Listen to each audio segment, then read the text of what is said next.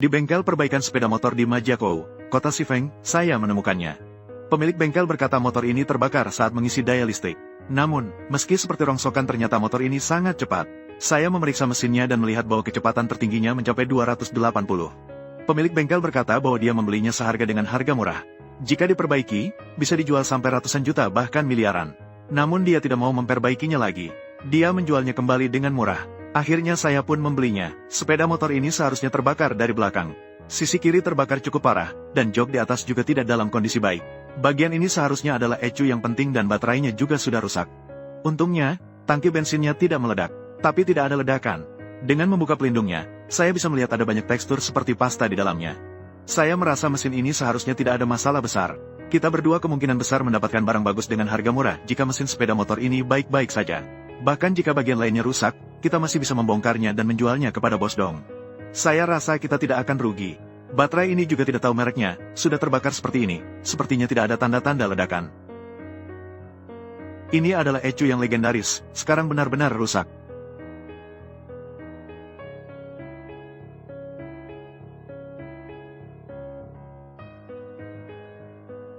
Kamu lihat, ban ini belum meleleh karena terbakar, tapi aku tidak tahu apakah velg ini masih bisa digunakan.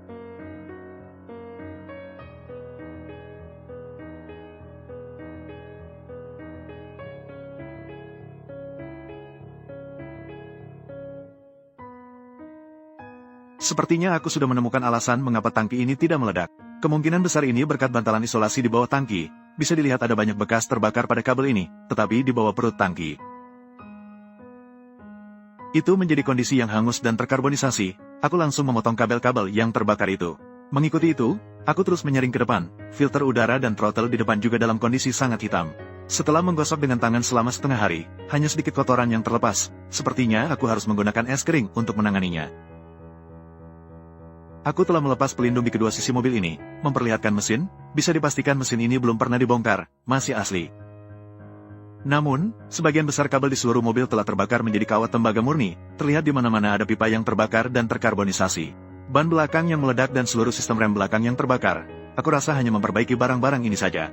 Bagaimanapun juga, ini akan memakan biaya sekitar 3-4 ribu yuan, dan ini juga mengeluarkan pedal rem yang hampir terbakar menjadi arang. Sepertinya kita berdua harus mencari cara agar mesin ini bisa menyala. Saya akan sementara menghubungkan baterai eksternal dan langsung menyambungkan kabel ke starter.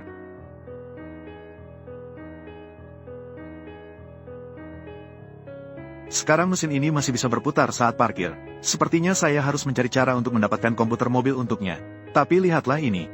Kita berdua membongkarnya, mobil rusak ini menjatuhkan banyak kotoran dan debu dari pemadam kebakaran. Sepertinya kita perlu membersihkan sedikit. Mari kita berangkat lagi. Ini adalah rekan saya. Sangat sederhana, praktis, dan daya hisapnya sangat kuat. Kotoran yang jatuh dari mobil ini bisa diangkat dengan mudah. Bersih sekali, dengan cahaya hijau menyinari, semuanya jelas terlihat. Sudut-sudut garasi yang berantakan ini bisa dibersihkan dengan mudah. Setelah digunakan, cukup tekan tombol, sampah akan otomatis terkemas. Dengan kantong penyimpanan sebesar ini, saya perkirakan di rumahmu bisa digunakan selama 2 hingga 3 bulan. Ini juga adalah buku panduan modifikasi saya. Ini adalah 6 halaman dari niat awal. Saya mendapatkan benda ini, sayangnya saya tidak bisa membeli konektor untuknya. Tapi saya juga cukup nekat, saya langsung menghubungkan kabel ke pinnya. Setelah memastikan mobil ini tidak ada masalah, saya akan mencari cara untuk menyelesaikan masalah konektornya. Di ujung yang lain, saya bisa menghubungkannya ke mobilnya. Di tempat sambungan, saya menggunakan pipa kunci panas, jadi saya hanya menyambungkan kabel sebanyak ini. Ini belum termasuk kabel yang saya sambungkan secara langsung dan yang saya abaikan. Saya menemukan manual perbaikan rincian untuk mobil ini. Jadi saya yakin dengan banyak kabel ini, saya pasti tidak salah sambung. Ketika saya pikir saya bisa segera menyalakan kunci kontak, dia lagi bermasalah dengan mobil kita berdua. Benar-benar rusak, kunci ini juga bukan untuk mobil ini. Masalah ini seharusnya salahmu. Ketika mendekati mobil, kenapa kamu tidak mengingatkan saya untuk memeriksa kunci? Sekarang saya hanya bisa membuka paksa dengan cara saya. Juga ingat ekspresi saya saat menggigit makanan nanti. Jika kunci mobilmu hilang, telepon saya akan menolongmu.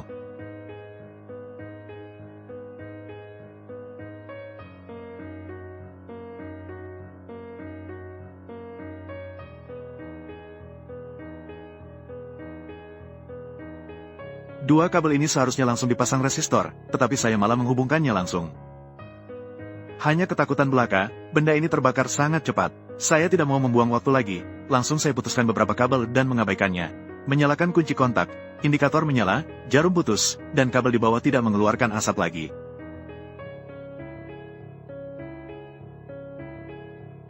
Sekarang sepertinya tidak ada masalah dengan sirkuit ini.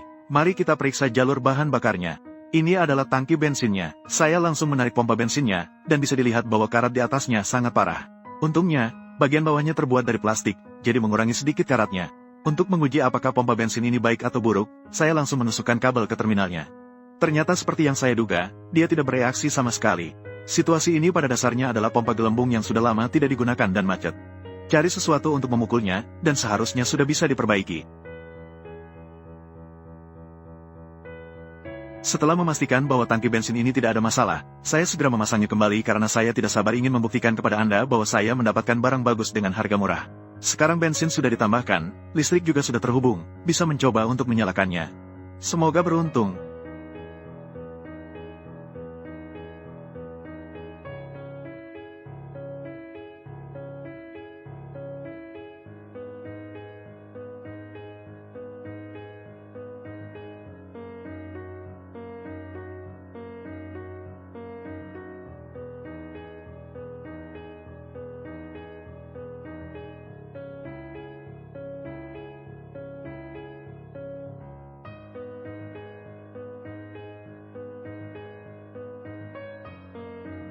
Bagaimana? Saya bilang kita berdua berhasil, sukses dengan barang ini.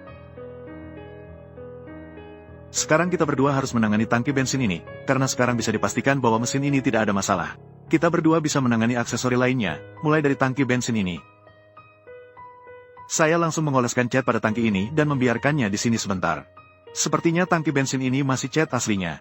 Karena ini jauh lebih mudah dibandingkan dengan tangki bensin 05750 yang terakhir, menghilangkan cat buruk di permukaan tangki bensin. Itu menunjukkan besi aslinya, terlihat cukup bersih, selanjutnya masih dengan cara lama. Pertama, semprotkan cat dasar untuk mencegah karat. Kemudian, oleskan sedikit cat abu-abu untuk mengisi dua bagian kecil ini, lalu semprotkan cat dasar lagi. Biarkan warnanya seragam, lalu semprotkan area biru dari pabrik. Karena ada garis-garis abu-abu gelap dan terang di kedua sisi tangki, saya melakukan 2 kali penyemprotan. Lepaskan pita isolasi, lalu tempelkan stiker tangki 1:1 dari Jinfang. Tangki ini sudah selesai, kemudian lapisi dengan cat glossy, dan bisa dikirim ke ruang cat. Dengan pemanasan tinggi, biarkan mengeras, akhirnya kita mendapatkan tangki yang bening dan transparan ini. Ini adalah YYDS-3 Jin cabai besar, selanjutnya saya akan melepas roda transparan yang terbakar ini. Tarik lampu depan yang terbakar setengah dan pelindung lumpur ini, sekarang mobil ini sudah bersih. Bagian depan mobil tidak ada masalah, semua masalah terfokus di rangka belakang, mari kita bersihkan secara menyeluruh dengan es kering.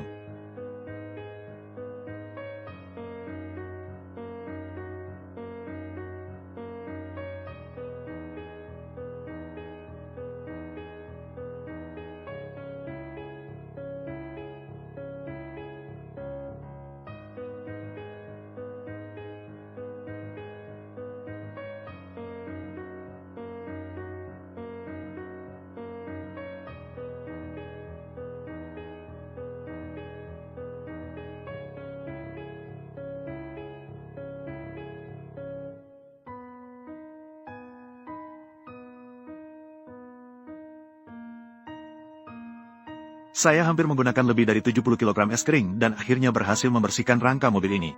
Sekarang tolong pakai sarung tangan, kita akan memuat mobil, dan selama proses pemuatan, saya menemukan banyak detail tentang mobil ini, seperti skrup yang sedikit lebih besar ini, semuanya berongga. Dan 95% bagian mobil ini terbuat dari bahan paduan aluminium, dan saya juga mendapatkan semua cangkang yang terbakar dari mobil ini dari penjual. Tentu saja harganya juga sangat menyakitkan, dan di cangkang ini tertulis 45 ansun, semua rasa sakit ini sepertinya cukup berharga.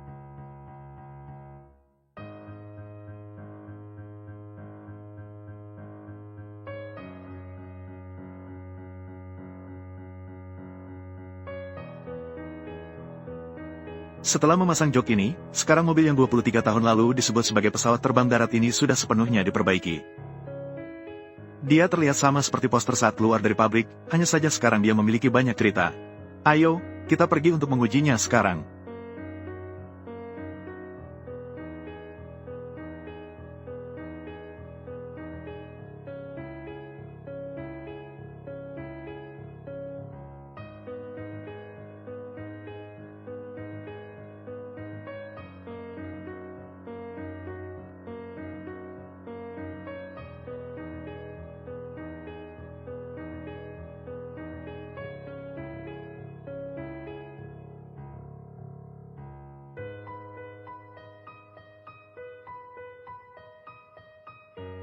Pesawat terbang darat dari 23 tahun yang lalu benar-benar bukan main-main. Dengan kapasitas 1.300 cm3, sepertinya jika kamu memutar gas, dia siap untuk terbang. Tentu saja kamu perlu memiliki keberuntungan seperti Luo Wengang. Akhirnya, terima kasih telah membantu memperbaiki mobil ini. Semoga kamu sehat dan makmur.